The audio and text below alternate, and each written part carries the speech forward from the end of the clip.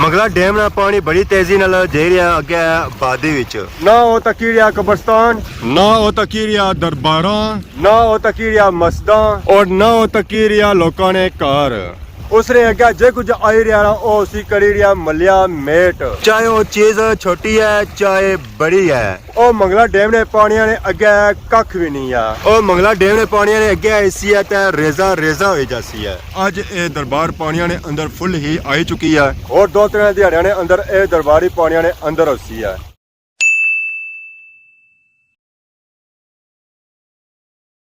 जी हमारे दोस्तों अस्सलाम वालेकुम। उम्मीद करना सारे ठीक ठाक सो है, खुश बाश सो और अल्लाह ताला ने हिफ्ज़ व अमान चसो।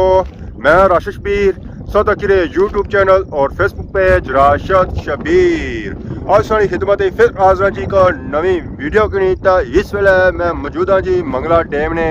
Area which. ਮੰਗਲਾ ਡੈਮ ਨਾਲ ਪਾਣੀ ਬੜੀ ਤੇਜ਼ੀ ਨਾਲ ਉੱਪਰ ਚੜੀ ਰਿਹਾ ਆ। राती इसनी सूरत हाल और होनी है, दिहाड़ी सूरत हाल इसनी और होनी है। इनके राती पानी नीचे होना तो सुबह अच्छा तो पानी ऊपर आया होना। पिछले दिहाड़ियां सा इतना आए सा तो ये मंगला डैम ना पानी बहुत ही दूर सी है इस जगह सू। हुन ये मंगला डैम ना पानी पहुंची गया ओ द कलर वड़ी मस्जिद को। और इस तू महीना पिछा सा लगे जाना तो इस मंगला डैम ने एरिया विच लगियां सन रौनकां। इतना कनकैली अवाम नियां लगियां सन दौड़ां। शुगर मेला लगा हुआ सी है, लोग अपना रिस्क इकट्ठा कर ही रहे सन। उस वेले मैं आया सा, एक मैं क्लिप भी बनाया सी है। ओ मैं जे रहा सा ओ जे रहा सा डमेली सेदा। उस वेले मैं ओ क्लिप ना लाई सकिया सा। ओ क्लिप जेड़ा है सी ना जी ओ कनका ना सी और इस एरिया ने व्यू ना सी है। बहुत ही प्यारा व्यू सी है। तो मैं सही पहले क्लिप चेक कर रहा। माशाल्लाह मोटरसाइकिल सा कनका चेक करो कितनी प्यारियां लगी रही हैं। दोनों सा चेक करो उस तरह प्यारियां नहीं लगी जैसे मोटरसाइकिल लगी जी। वाह जी वाह, मैं क्या ही बात है। ये तो गल्लां ही सारियां पिंडां होनियां। पिंड लोग इस वजह से पसंद करने उठा ही है जे प्यारे प्यारे व्यू होने हैं जी।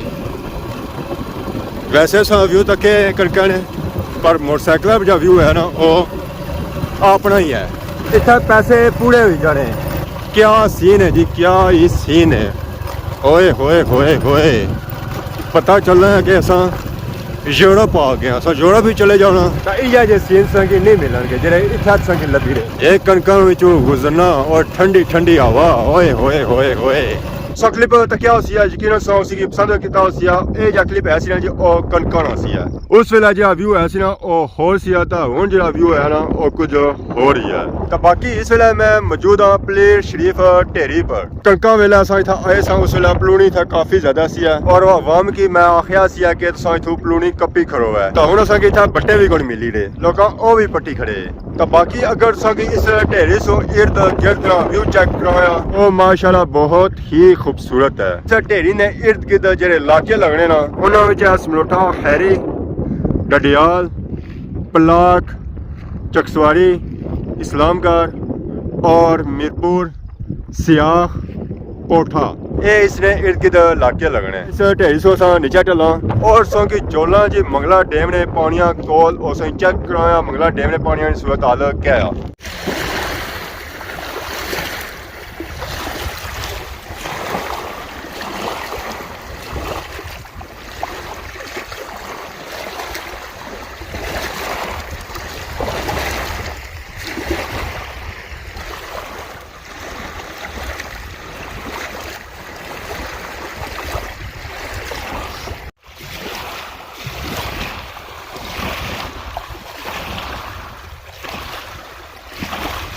मंगला डैम ਨਾਲ ਪਾਣੀ ਬੜੀ ਤੇਜ਼ੀ ਨਾਲ ਜਾ ਰਿਹਾ ਅੱਗੇ ਆਬਾਦੀ ਵਿੱਚ। ना वो तकी ਰਿਹਾ कब्रस्तान, ਨਾ ਉਹ ਤੱਕੀ ਰਿਹਾ ਦਰਬਾਰਾਂ, ना वो तकी ਰਿਹਾ मस्जिदां, ਔਰ ਨਾ ਉਹ ਤੱਕੀ ਰਿਹਾ ਲੋਕਾਂ ਨੇ ਘਰ।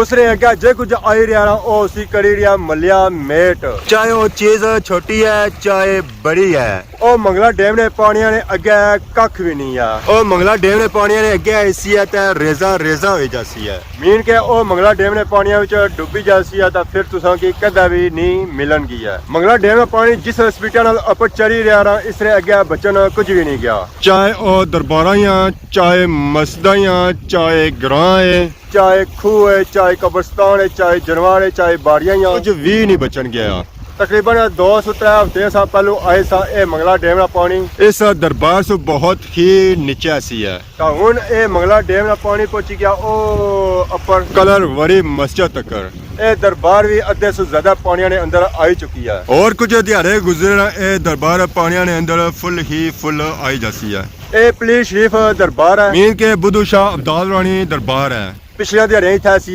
दुआ उस वेले दरबार था ये बाहर सी है पर अज ये दरबार पानी ने अंदर फुल ही आई चुकी है और 2-3 दिहाड़ियां ने अंदर ये दरबारी पानी ने अंदर होसी है जिस स्पीड नाल पानी ए ऊपर जाई रहा ना आबादी की तरफ इसने अगे बचन कुछ भी नहीं गया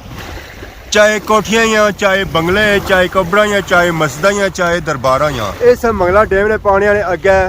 उन्होंने कोई जोर नहीं चलन गया अज बहुत ही तेज हवा चली रही है जिसकी वजह से मंगला डैम का पानी मारी रहा छला इस तरह मंगला डैम का पानी छला घट ही मारना है जिसा मारना ना पता ही चला है कि समुंदर है असा किसा सैले समुद्र पर ना आए वे